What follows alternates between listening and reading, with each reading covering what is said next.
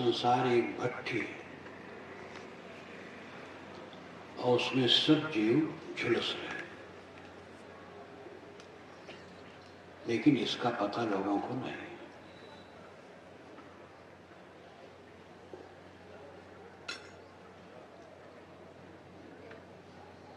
सन्निपात रोग जब हो जाता है तो तकलीफ होते हुए भी तकलीफ का पता नहीं लगता। सारा संसार सन्निपात ग्रस्त है, बदहवास है, और अपने को इस झुलसन से बचाने के लिए चेष्टा बिरले को।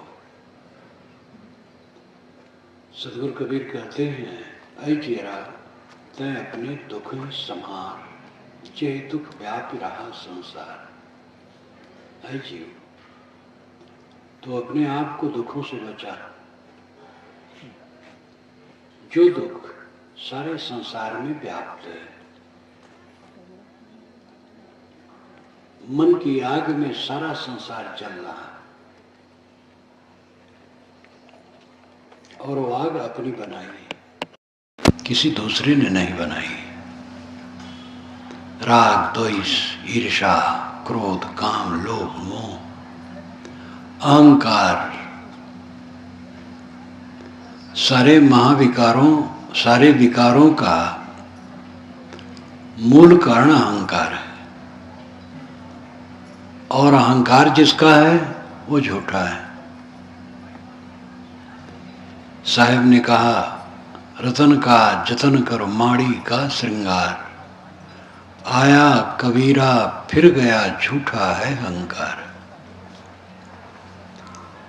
अपने अहंकार पर हमें विचार करना चाहिए। सारे अहंकारों का केंद्र बिंदु शरीर है, और शरीर पानी का बुलबुला है।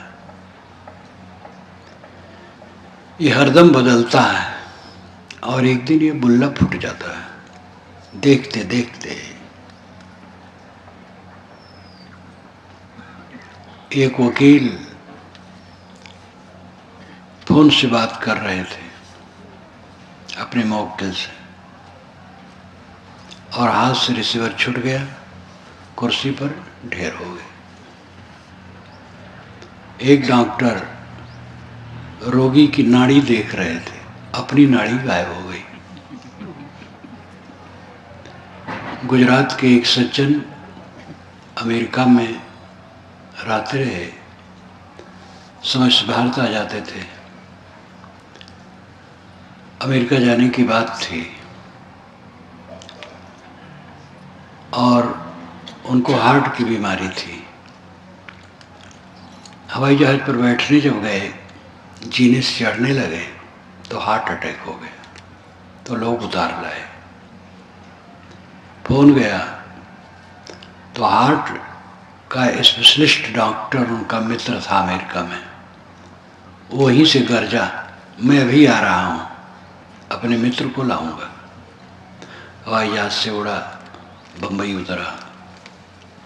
बम्बई से बड़ौदा जा रहा था एसी कार में, और उसमें बैठे बैठे उसका हार्ट फेल हो गया। मित्र को हार्ट अटैक हुआ था और उसका हार्ट ही फेल हो गया। ये संसार है। हम लोग अंधे हैं, देख नहीं पा रहे। अपने अंधेपन को दूर करना धर्म है। कब कब हम देख पाते हैं, ये अंदर में झांक के देखना चाहिए। ज्ञानी तो हम सब हैं, सबको अहंकार है, हम ज्ञानी हैं, लेकिन अज्ञान में हम कितने समय तक रहते हैं देखना चाहिए।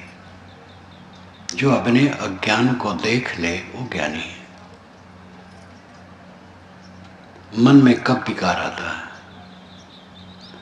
काम वासना कब आई और चित्त को आंदोलित कर दिया उसने, क्रोध कब आया, द्वेष कब आया, ईर्ष्या कब आई, मोह कब आया, ये नया है। तो शुभाशुभ कल्पनाओं में मनुष्य डूबा रहता है। जो नहीं है उसको उपस्थित करता है, और जो है उसका ख्याल नहीं है। सदगुरु ने बीजक में ज्ञान चौतीसा में यहाँ अक्षर पर भी विचार किया है। बाल पोथी में कमाने कबूतर, खमाने खरगोश, गवाने गणेश। तो आपत्ति हुई, भाई गणेश तो हम सब नहीं मानते हैं, दूसरे धर्म वाले कहे, तो गमाने गधा कर दिया गया। गधा सब मानते हैं घमाने घर, गमाने कुछ नहीं। तो अनुसार अक्षर में सरकार भी लिखवा देती, कुछ नहीं। लेकिन साहब ने अनुसार का भी अर्थ किया। जजैया चच्चा चित्र रचो बड़ भारी, चित्र छाड़ते चेत चित्रकारी, जिन यह चित्र विचित्र हुए खेला, चित्र छाड़ते चेत चितेरा। चा चैतन्य आत्मा ने बड़ा भारी चित्र बनाया है, पूरा एल्बम। अपने शरीर का आकार मन में गढ़ा, फिर उसका नाम, उसके रंग रूप गुण कर्म स्वभाव, उसका एल्बम बना। माँ बाप, पत्नी, भाई, बच्चे, दामाद, बेटी, ससुर, समधी लमधी, धन दौलत, मान बढ़ाई, पद प्रतिष्ठा, पता नहीं कितना अगणित चित्र बनाया और उसमें उलझ गया। साहब कहते चित्र छाड़ते चेत चित्रकारी, चित्रकारी चित्र बनाने वाला, उसको छोड़ करके चेत तू कौन है? जिन यह चित्र विचित्र है खेला, जिस चैतन्य ने जो विचित्र है इस चित्र का खेल रचा है। चित्र छाड़ते चेत चितेरा, ऐ चितेरा तो चित्रों को छोड़ करके स्वयं जग जा। इसी प्रवाह में जब यहाँ आया तो उन्होंने कहा, यहाँ निग्रह स्नेहो कर निर्वार संदेहो, नहीं देखे नहीं भाजिया परम सयान पियो। जहाँ न देख तहाँ बजाओ, जहाँ नहीं तहाँ तन मन लाओ, जहाँ नहीं तहाँ सब कुछ जानी, जहाँ है तहाँ ले पहचानी। ये यहाँ निग्रह स्नेहो, यह अनुसार है, नकारात्मक है। शब्द शास्त्री उसका कुछ अर्थ नहीं मानते। साहब कहते हैं यह अनुसार है, निषेधक है, तो मोह का निषेध करो। ये यहाँ निग्रह स्नेह हो, स्नेह का निग्रह करो, मोह ममता का त्याग करो। कर निर्वार संदेह हो, संदेह का निर्वार करो। संदेह में तुम पड़े हो, पत्नी पर संदेह, पद पर संदेह, पुत्र पर संदेह, भाई पर संदेह, माता पिता पर संदेह, मित्र पर संदेह, सब पर संदेह। संदेह संदेह संशय संशय से चित्त जलता है। परमात्मा अलग है कि आत्मा ही है, परमात्मा मिलता है कि कहावत है, मोक्ष नाम की कोई चीज है कि नहीं है, साधना में हम सफल होंगे कि नहीं होंगे, अनेक संशय। कर निर्वार संदेह, सब अच्छे हैं, मेरे अलावा सब अच्छे हैं। दिल से जिसने ऐसा जान लिया उसको संदेह नहीं होता, उसकी आग बुझ जाती है। परमात्मा और मोक्ष मिलने की चीज नहीं, क्योंकि वो बिछड़ा नहीं, वो अंतरतम है। ऋषियों ने, संतों ने, सदूर कबीर ने, सब ने इस पर हस्ताक्षर किया है। शोधना चाहिए। कर निर्वार संदेह हो, कल्याण का काम हम करेंगे, कल्याण प्राप्त होगा। प्रधानमंत्री होना चाहें तो नहीं होगा। 1 अरब से अधिक आदमी हैं और भारत में एक ही प्रधानमंत्री होता है। सब प्रधानमंत्री कैसे होंगे? उसकी योग्यता भी चाहिए। कलेक्टर भी नहीं होंगे, चपरासी भी नहीं होंगे। मैं तो चाहूँ चपरासी बन जाऊँ तो सरकार खदेड़ देगी, क्योंकि चपरासी की उम्र दूसरी होती है। दुनिया की चीजों को चाह करके भी वैसा मिलना असंभव है, लेकिन कल्याण सब मानव के लिए संभव है। कल्याण ही में हमारी पूरी स्वतंत्रता है। कल्याण का अर्थ क्या है? दुखहीन मन, जिसमें दुख ना हो, निर्भय सुख। अनंत सुख, आनंद की बारिश हो रही है चारों तरफ मानो, दुख नाम की चीज कहीं है ही नहीं। ऐसी अवस्था कल्याण अवस्था है, और ये काम करने में बिल्कुल स्वतंत्र है। न तो भगवान की माया हमें नचाती है, न कोई शैतान नचाता है, न कोई और हमारा नुकसान करने वाला है। एक सज्जन, एक युवक ने मुझसे कहा, साहब मैं विवाह नहीं करना चाहता था, माँ बाप ने कर दिया। मैंने कहा बकवास मत करो। विवाह करना अच्छा है, विवाह आदमी नहीं करेगा तो भ्रष्ट होगा, समाज भ्रष्ट करेगा, इसलिए विवाह करना उचित है।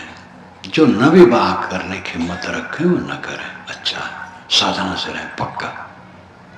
बाकी लोग विवाह करें। क्यों विवाह करते हैं? आंगिक मिलन की चेष्टा है, उसको नहीं समझ पाते हैं कि ऊर्ध्वमुखी हो करके उस चेष्टा को हम अंतरात्मा में लगाएं, इतना बोध नहीं है। बोध भी है तो हिम्मत नहीं है, तो उनको शादी कर लेना चाहिए। और इसीलिए शादी करते हैं कि अपने अंग मिलन की चेष्टा को रोक नहीं पाते हैं। जब शादी कर लिए तब देख लिए, समझ में आ गया, तो अपने आप पर संयम करो। विवाह संयम के लिए है। तो मैंने कहा कि तुम माँ बाप को दोष देते हो, मुझसे यह न कहते तो क्या नुकसान होता? माँ बाप किसी को जबरदस्ती विवाह में बांध देंगे? अपना ढील मन है और माँ बाप को दोष देते हो तो चुप हो गए। मेरे मार्ग में कोई रोड़ा नहीं बन सकता, मुझे गाली दे सकता, अपमान कर सकता है, मेरे आसन से हाथ पकड़ करके उठा करके खदेड़ दे सकता है, इसमें मेरा कोई अकल्याण नहीं। सब गाली दे, अगर आपको कोई गाली दे आप चुप रहें। जो गाली दे के शांत हो जाए तो हाथ जोड़ लें कि भैया और दो, अभी कम है, आप विजयी हो जाएंगे। लेकिन इतनी हिम्मत हो, कायर आदमी नहीं कर सकता। कायर आदमी तो एक गाली पाके 10 गाली देगा।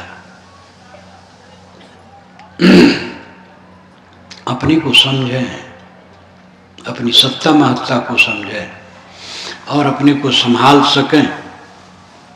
कल्याण तो अपने हाथ में है। छोड़ने से कल्याण होता है, पकड़ने से भोग होता है, और पकड़ने में हम विवश हैं। जवानी को पकड़ नहीं सके, भाग गई। पुत्र को पकड़े, लेकिन जब जवान हो गया अपनी पत्नी के साथ हो गया। अब हम कहते हैं कि लड़का कलजुगी है। ऐसा क्यों कहते हो? उसका विवाह हुआ तो पत्नी के साथ रहना ही चाहिए, और पत्नी का मन देखना चाहिए। अब 2 मन उसके साथ हो गए। जैसे वो बचपना में था, तरुणाई की शुरुआत में था, जैसा उसका मन, अब वैसा मन वो कैसे रहेगा? समय बदलता है, स्वार्थ बदलता है, और प्रेम बदलता है। प्रेम स्थिर नहीं रहता। बोधपूर्वक जो प्रेम होता है वो स्थिर रहता है। समझदारी से जो प्रेम होता है वो स्थिर रहता है, और ऐसे प्रेम बदल जाता है।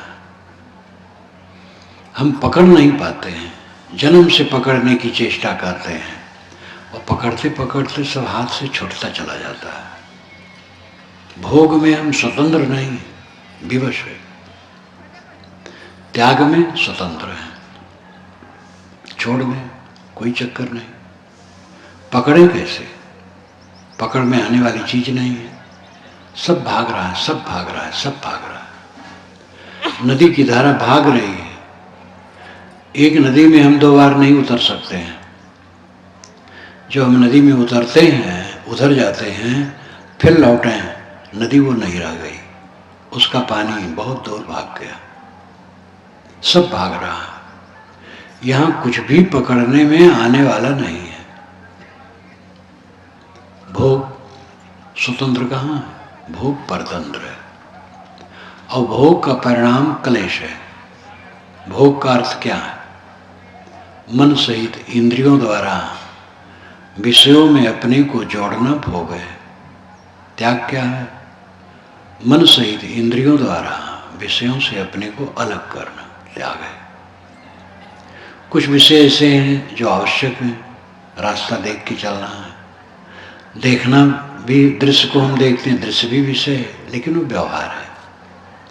शरीर को चलाने के लिए खाना पड़ता है, उसमें भी आसक्त होंगे तो दुखी होंगे। सादा सहज सरल मिल जाए, थोड़ा खा लें, बस गुजर बसर दवाई रूप में। सब काम विवेक से करें। त्यागने में हम स्वतंत्र हैं, भोगने में स्वतंत्र नहीं। ग्रहण करने से भोग होता है और ग्रहण करने में हम परतंत्र हैं। त्याग में कल्याण होता है और त्याग के लिए हम स्वतंत्र हैं। तो कल्याण में बिल्कुल निसंदेह कल्याण हमारा पूरा संभव है। लग जाना चाहिए, कर निर्वार संदेह हो। नहीं देखे नहीं भाजिया, परम सयान पे हो। देख रहे हो जो अपने साथ नहीं है, उसके पीछे पीछे न भागे।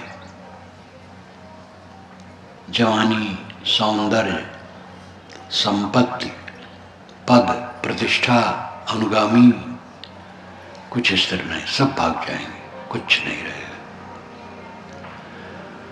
महेश जोगी पूरी दुनिया में अपने शिष्य बनाए, बहुत प्रचार किए, विदेश में मरे तो हवाई जहाज से प्रयाग लाए गए। उस समय शायद अर्धकुंभी या कुंभ चल रहा था, अर्धकुंभी थी, अर्धकुंभी थी। मैं कैंप में ही था वहाँ पर प्रयाग में। तो जमुना पार उनकी कॉलोनी बनी है और एक नींव पड़ी है, जो नींव में ही करोड़ों लग गया होगा। पर्वत की सरीखा है, अभी उस पर कुछ बना नहीं था, वहां लाए गए और वहीं दाह हो गया। अब उनका कुछ नहीं। तो राष्ट्रपति शंकर दयाल शर्मा, एक बार जब मैं स्टेशन पर बैठने गया इलाहाबाद, तो बड़ी सफाई चारों तरफ थी और पुलिस लगी थी। मैंने कहा आज भाई विशेष प्रबंध क्यों है? लोगों ने बताया राष्ट्रपति शंकर दयाल शर्मा आ रहे हैं। कुछ दिनों के बाद, दूसरे तीसरे वर्ष कब है याद नहीं है, जब मैं फिर इलाहाबाद स्टेशन पर गाड़ी बैठने गया समाज सहित, तो स्टेशन पर बहुत सफाई थी, पुलिस लगी थी। मैंने कहा क्या मामला है? कि शंकर दयाल का भस्मावशेष आ रहा है त्रिवेणी में विसर्जन के लिए। इस असलियत को कितने लोग देखते हैं? देह में रहते रहते कितने लोग देखते हैं? नहीं देखते, इसलिए रगड़े जा रहे हैं माया द्वारा। माया क्या है? मन का मोह। नहीं देखे नहीं भाजिया, परम सयानप ये हो। परम सयानप सबसे बड़ी श्रेष्ठता क्या है? जो देखे कि साथ नहीं है, उसके पीछे न भागे। अलेक्जेंडर जैसा महान प्रतिभावान बिल्कुल नौजवान था, जवान नहीं नौजवान था। उसका पिता मर गया था। फिलिप्स उसका पिता जब कोई देश जीत करके आता था, छोटे छोटे देश होते थे, जीत करके आता था तो खुशी मनाई जाती थी। तो अलेक्जेंडर, जिसको महान सिकंदर हम लोग कहते हैं, उदास हो जाता था। उसके पिता ने कहा बेटा हमारी विजय पर तो उदास होता है। तो उसने कहा कि सब आप ही जीत लेंगे तो मैं क्या जीतूंगा।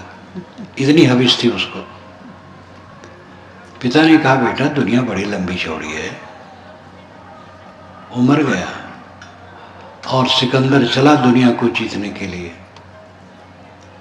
जीता, खास तो उसको कष्ट था दारा पर, जो ईरान के सम्राट थे। उन्होंने यूनान पर हमला किया था, उनको हराया और भारत में घुस आया। पुर नाम के हमारे राजा थे, लड़े लेकिन पुर हार गए। जब उनके सामने ले जाए गए तो सिकंदर ने कहा आपके साथ में क्या व्यवहार करूं? कहीं जैसे राजा दूसरे राजा करता है। निर्भय थे पुर, तो खुश हो गए। अंत में उसके साथी सब घबरा गए थे, लौट जाना पड़ा और पुर को उसने लौटा दिया जो कुछ जीता था। रास्ते में भी वो लड़ता गया, ऐसा उफान शैतान का दिमाग, और एक जगह उसको भाला लगा और मर गया। सिकंदर जैसा योग्य व्यक्ति विश्व विजयी होना चाहता था, एक नहीं न मालूम कितने चले। इस धरती को ब्याहने के लिए बहुत लोग चले और सब धरती में मिल गए। स्वयं ने कहा है, वसुधा आदि कुमारी, सदा रहे सुख संयम अपने, वसुधा आदि कुमारी।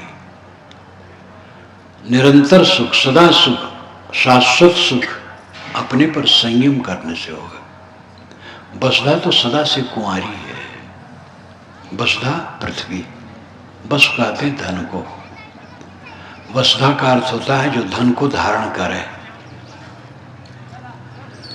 ये पृथ्वी धन को धारण करती है। पृथ्वी में से रत्न निकलते हैं, कोयला निकलते हैं, हीरा निकलते हैं, पत्थर निकलते हैं, फल फूल अन्न सब्जी सब कुछ तो इसी से निकलता है, पानी पेट्रोल तेल। इसलिए धरती सब की उत्पत्ति, धरती सब जीवन प्रतिपाल, ये वसुधा है, धन को धारण करने वाली। और इसको ब्याहने के लिए बहुत लोग चले और इसी में समा गए और ये कुंवारी बनी है आज तक। जिस जमीन पर हमने अपनी रजिस्ट्री करवाई है, असंख्य लोगों के नाम की रजिस्ट्री उस पर हो चुकी और असंख्य लोगों के नाम से रजिस्ट्री आगे होगी। व्यवहार है, इसलिए रजिस्ट्री करा करके बैठे, वैसे न बैठे। किंतु ये ध्यान रखें, जो चीज़ हमारी है वह कुछ दिन के बाद दूसरे की होगी, और हमारी है कहना एक व्यवहार है, हमारी कुछ नहीं, भ्रम है। लेकिन व्यवहार में है, कहना पड़ता है और करना पड़ता है। अपने घर में जाओ, दूसरे घर में न घुसो। व्यवहार व्यवहार है।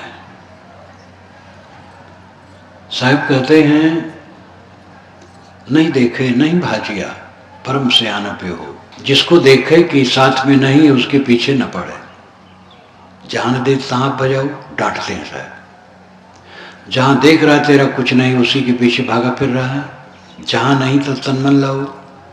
जहां तेरा एक कण नहीं है वहीं तूने अपने तन मन को अर्पित कर दिया।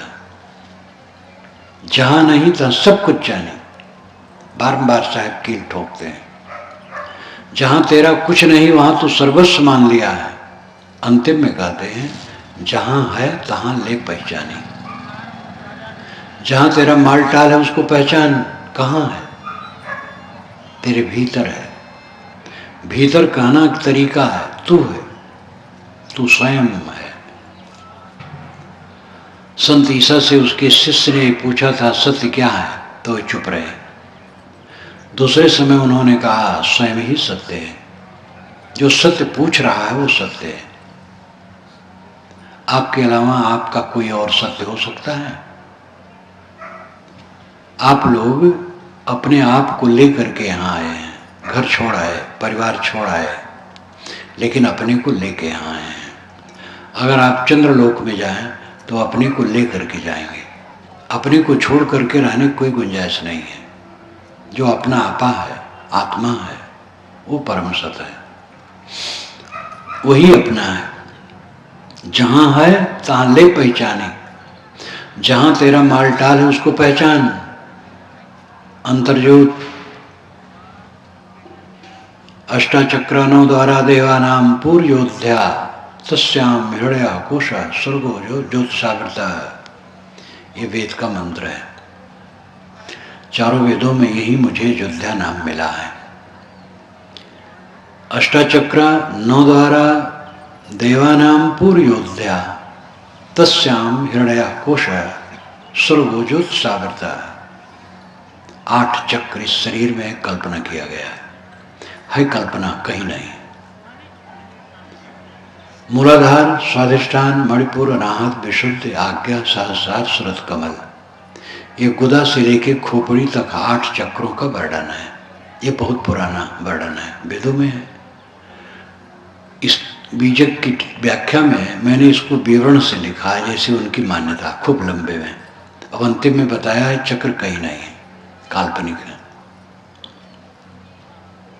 एक बार की याद आती है, मैं 89 के कुंभ मेले में प्रयाग में था, आश्रम में नहीं, कैंप में, गंगा जमुना के मैदानी भाग में कुंभ चल रहा था। आनंद देव गिरी बहुत बड़े वकील, हाई कोर्ट के इलाहाबाद के, और वो सुप्रीम कोर्ट में भी जाते थे बात करने, और बहुत धाकड़ थे, मेरी उम्र के थे, अब नहीं रह गए। और वह गोरखनाथ से जुड़े थे। आनंद देव गिर नाम ही था। गिरिपुरी भारतीय 10 नामी सन्यासी होते थे, लेकिन सन्यासियों को राज आश्रय मिला तो बड़े बड़े धन संपत्ति का चक्कर हुआ, उसी में बहुत सन्यासी गृहस्थ हो गए। तो गिरिपुरी नाम के अभी भी ऐसे होते हैं जो गृहस्थ में होते हैं। तो आनंद देव गिरी वो रात में मुझसे मिलने आए कैंप में, उनके साथ एक वकील थे वरिष्ठ बैठे। तो उन्होंने कहा, महाराज ये जो चक्र है, अपनी माता वर्णन के, मेरी माता पढ़ी लिखी नहीं थी, लेकिन वो ध्यान में गई तो कहा पीला पीला मैंने देखा और कुंडलनी देखा। मैंने कहा भैया कहीं कुंडलनी नहीं होती है? तो हंसने लगे, कहे महाराज जरा सुन लीजिए, मैं बकवादी हूँ, मेरी बात सुन लीजिए, आप जो कहते मैं उसको मानता हूँ, मैं क्रिमिनल वकील हूँ। वो क्रिमिनल वकील थे।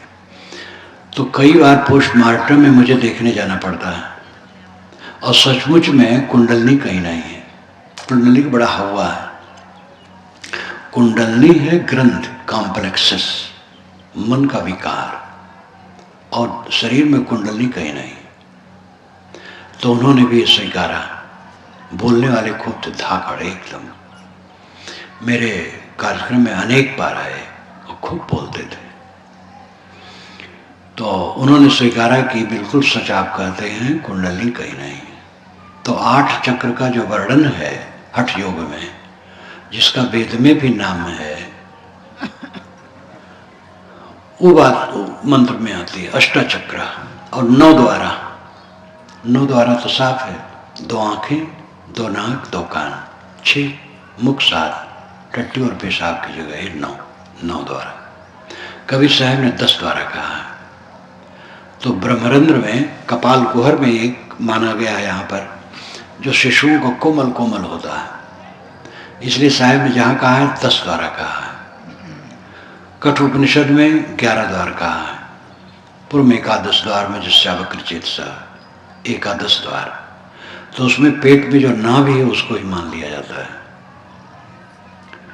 तो देवानाम पुरयोध्या, 8 चक्र और 9 द्वारों वाली नगरी अयोध्या देवताओं की ये शरीर है। वैदिक दृश्य माना जाता है कि इंद्रियां देव हैं। आँख, नाक, कान, जीभ, जाम इत्यादि सब देव हैं। तस्याम, उसमें हिरण्याकोश, सोने का खजाना है। ये सोने का खजाना लाक्षणिक है। आत्मा को सोने का खजाना कहा गया है। स्वर्गो ज्योत सावृता है, उसी में स्वर्ग है जो ज्योत से आवृत है। स्वर्ग का असली अर्थ होना चाहिए अपने में लौट आना। स्व ग स्वर्ग, स्व खुद, ग गमन, अपने में गमन, अपने में लौट आना स्वर्ग है। जिस समय मन पूरा शांत रहता है, उससे और कहीं कुछ स्वर्ग होगा? गाढ़ी नींद में आपको कोई तकलीफ नहीं रहती है।